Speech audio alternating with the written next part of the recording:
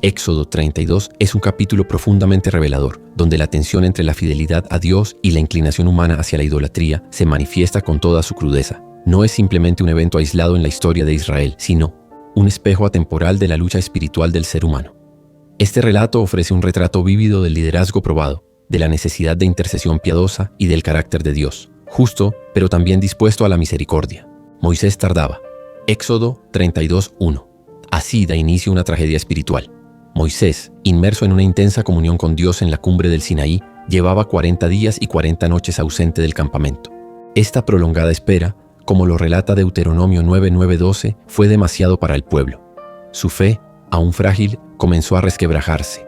La incertidumbre se apoderó de ellos y dijeron: «Este Moisés, el varón que nos sacó de Egipto, no sabemos qué le haya acontecido». Éxodo 32:1.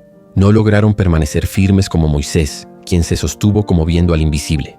Hebreos 11:27. Esta impaciencia reveló una fe inmadura, más dependiente de lo visible que de la promesa divina.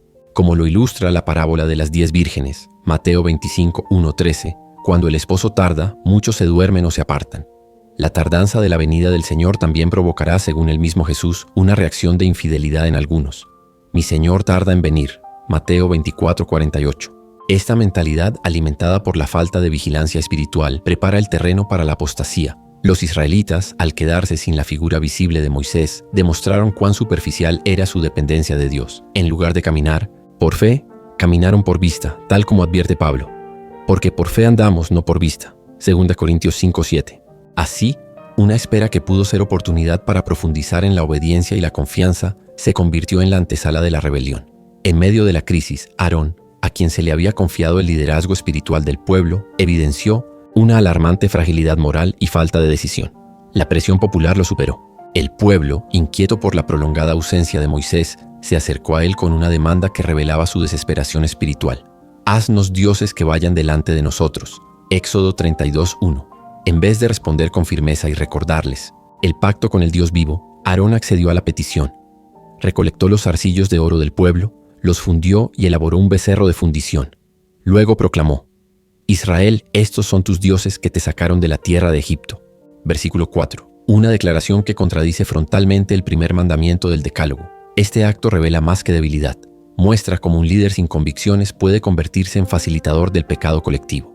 Aarón, en vez de redirigir la fe del pueblo hacia el Dios invisible, les ofreció una figura visible que contradecía directamente la revelación recibida en el Sinaí. El becerro era probablemente una representación material de Jehová, similar al buey Apis de Egipto, pero Dios había prohibido explícitamente tales imágenes. «No te harás imagen ni ninguna semejanza de lo que esté arriba en el cielo. No te inclinarás a ellas ni las honrarás». Éxodo 20:4-5. Como leemos en el versículo 5, Aarón intentó sincretizar el culto diciendo: «Mañana será fiesta para Jehová», intentando mezclar el culto verdadero con las formas idolátricas. Este sincretismo, lejos de apaciguar a Dios, lo ofendió profundamente y marcó un patrón que se repetiría trágicamente en la historia de Israel. Primero Reyes 12:28-33. 2 Reyes 17:32-33. Aarón no solo consintió la idolatría, sino que la organizó, institucionalizó y la justificó, debilitando el vínculo del pueblo con el verdadero Dios. Su transigencia abrió las puertas a la confusión religiosa, a la sensualidad y al alejamiento espiritual de la nación. La respuesta del pueblo fue inmediata y alarmante. Madrugaron al día siguiente y ofrecieron holocaustos y trajeron ofrendas de paz. Y se sentó el pueblo a comer y a beber, y se levantó a regocijarse. Éxodo 32:6. Este versículo encapsula un cambio brusco de la devoción al desenfreno. La palabra regocijarse utilizada en el texto hebreo no solo implica alegría o júbilo, sino un tipo de euforia asociada a la exaltación emocional y física, rayando en lo sensual. Como observamos en Números 25:1-9 y 1 Corintios 10:7-8, este tipo de culto festivo terminó desembocando en prácticas licenciosas y orgías, típicas del culto pagano de las naciones vecinas. El regreso al becerro de oro representó un retroceso espiritual profundo, una recaída en las prácticas idolátricas que habían presenciado en Egipto, donde el placer físico y la religión se fundían en una misma experiencia.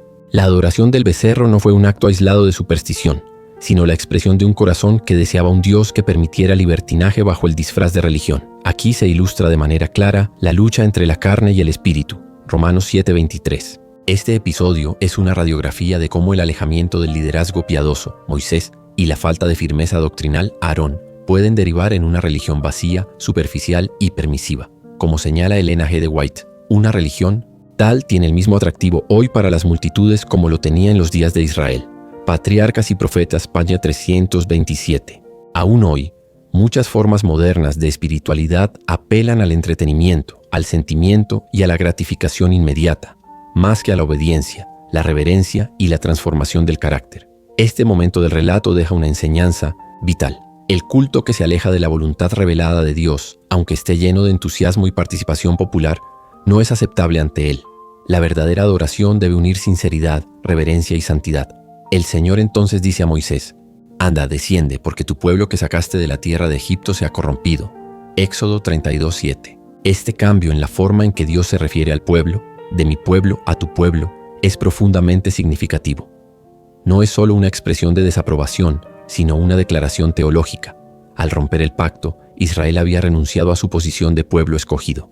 Según Isaías 59:2, el pecado causa una separación entre Dios y el hombre, y aquí vemos una manifestación literal de esa distancia. El Señor continúa: «Ahora pues, déjame que se encienda mi ira en ellos y los consuma, y de ti yo haré una nación grande». Versículo 10. Esta propuesta divina coloca a Moisés ante una tentación: convertirse en el nuevo patriarca de una nación pura. Sin embargo, lo que Dios estaba haciendo era probar el corazón de su siervo. ¿Escogería Moisés su propia exaltación o intercedería por un pueblo rebelde? La respuesta de Moisés es uno de los momentos más sublimes de la historia bíblica. ¿Por qué se ha de encender tu furor contra tu pueblo? Versículo 11, replica él, devolviendo el título de propiedad a Dios. Rechaza la propuesta de ser el nuevo Abraham y en cambio aboga por el pueblo. Primero apela al honor de Dios entre las naciones. ¿Por qué han de hablar los egipcios? Diciendo: «Para mal los sacó, para matarlos en los montes». Versículo 12. Luego recuerda a Dios su pacto eterno con Abraham, Isaac y Jacob. Versículo 13. Mostrando una teología profunda y bien fundamentada, este diálogo revela la intensidad del liderazgo de Moisés y su conocimiento del carácter divino. Como leemos en Éxodo 32:14, entonces Jehová se arrepintió del mal que dijo que había de hacer a su pueblo. Esta expresión, que humanamente puede parecer un cambio de decisión, es en realidad la manifestación de un Dios relacional, que responde a la intercesión sincera y desinteresada de sus siervos. Jeremías 18:7-10, Joel 2:13-14. Moisés, al colocarse entre la ira de Dios y el pueblo pecador, se convierte en un tipo de Cristo, un mediador dispuesto a interceder y a asumir incluso las consecuencias del pecado del otro. Como el buen pastor, Moisés da una muestra anticipada del sacrificio redentor de Jesús, quien dijo: «Yo soy el buen pastor su vida da por las ovejas». Juan 10:11. Al descender del monte con las tablas de piedra escritas por el dedo de Dios, Moisés y Josué oyeron un sonido extraño que venía del campamento.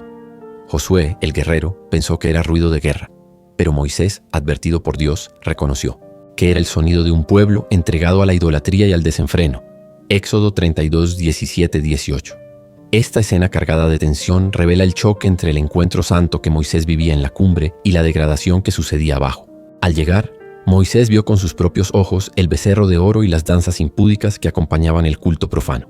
Indignado y lleno de un celo santo, arrojó las tablas al suelo y las quebró al pie del monte. Versículo 19. Un acto simbólico y profético que representaba la ruptura del pacto que el pueblo había sellado semanas antes. Pero Moisés no se limitó a una protesta simbólica.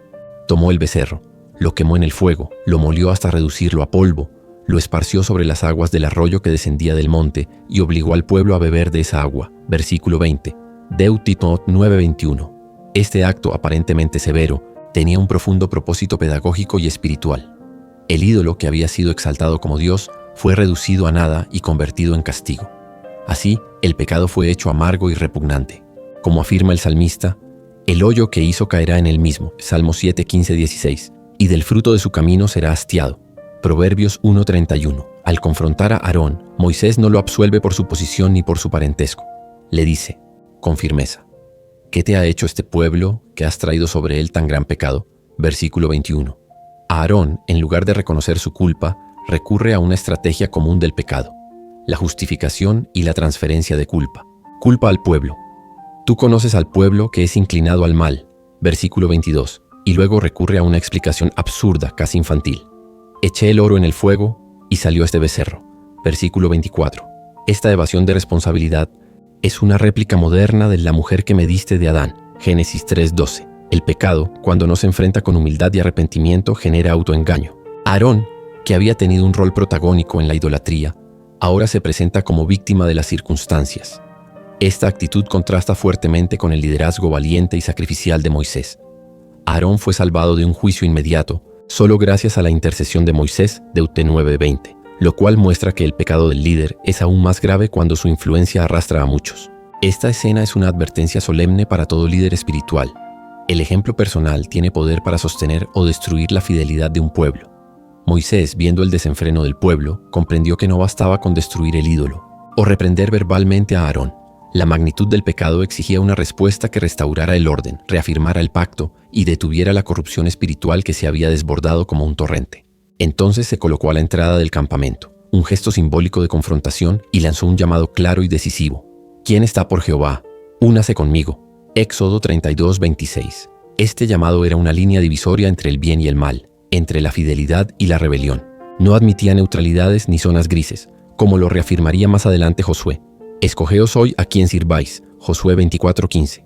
En tiempos de crisis espiritual, el llamado de Dios es siempre directo, ineludible y valiente. Solo los hijos de Leví respondieron con prontitud y determinación. Su lealtad no se limitó a un asentimiento verbal, sino que se manifestó en acciones concretas. Tomaron la espada y, por mandato de Moisés, ejecutaron a los principales responsables de la apostasía, versículo 28. 3,000 murieron ese día. Este acto, aunque severo, no fue una venganza motivada por ira humana, sino una justicia extraordinaria en el contexto teocrático de Israel, donde Dios mismo era el legislador y juez. Este juicio tenía un propósito triple: detener el avance del pecado, enviar un mensaje contundente a toda la congregación sobre la gravedad de la idolatría y preservar la integridad del pueblo como depositario de la verdad divina. Como enseña Ezequiel 9:6, cuando el pueblo de Dios se corrompe profundamente, Él mismo ordena purificación. El castigo fue un acto de misericordia preventiva para evitar la ruina total. La idolatría no era solo una desviación teológica, era una amenaza existencial. Si no se cortaba de raíz, se habría multiplicado, contaminando generaciones y desfigurando el propósito redentor de Israel en la historia. Esta escena es un recordatorio solemne de que la fidelidad a Dios requiere, a veces, decisiones difíciles, impopulares y de alto costo. Pero quienes se levantan por Jehová, como los levitas, son bendecidos con un lugar especial en su obra. Deuteronomio 33:8-11. Al día siguiente, Moisés se presenta nuevamente ante Dios, conmovido por la magnitud del pecado del pueblo y determinado a interceder en favor de ellos. El clamor que eleva no es común. Si perdonares ahora su pecado, y si no, ráeme ahora de tu libro que has escrito. Éxodo 32:2-32. Esta súplica, formulada en una frase gramaticalmente incompleta, refleja una carga emocional tan intensa que Moisés ni siquiera logra concluir la oración. Es una intercesión que nace del amor más puro, el deseo de asumir el castigo del pueblo con tal de que ellos puedan ser perdonados. Esta disposición de Moisés a ser borrado del libro de la vida si el pueblo no es perdonado constituye una de las expresiones más sublimes del liderazgo espiritual. No se trata de una amenaza ni de una manipulación emocional, sino de una entrega radical. Él está dispuesto a perder su parte entre los redimidos con tal de salvar al pueblo de Dios. Este gesto encuentra su paralelo perfecto en el sacrificio de Jesucristo, quien fue cortado de la tierra de los vivientes por la rebelión de su pueblo, Isaías 53:8, y de quien Pablo diría: deseara yo mismo ser anatema, separado de Cristo por amor a mis hermanos, Romanos 9:3. Sin embargo, Dios responde con firmeza y justicia: al que pecare contra mí, a este raeré yo de mi libro, Éxodo 32:33. Esta respuesta recalca un principio inquebrantable del carácter divino. Cada persona es responsable de sus actos. Aunque la intercesión es valorada, no puede sustituir la responsabilidad personal por el pecado. Aquí se hace evidente que solo uno sin pecado, Jesucristo, podía ser aceptado como expiación vicaria, Hebreos 9:28. A pesar de no aceptar la oferta de Moisés, Dios honra la intercesión de su siervo.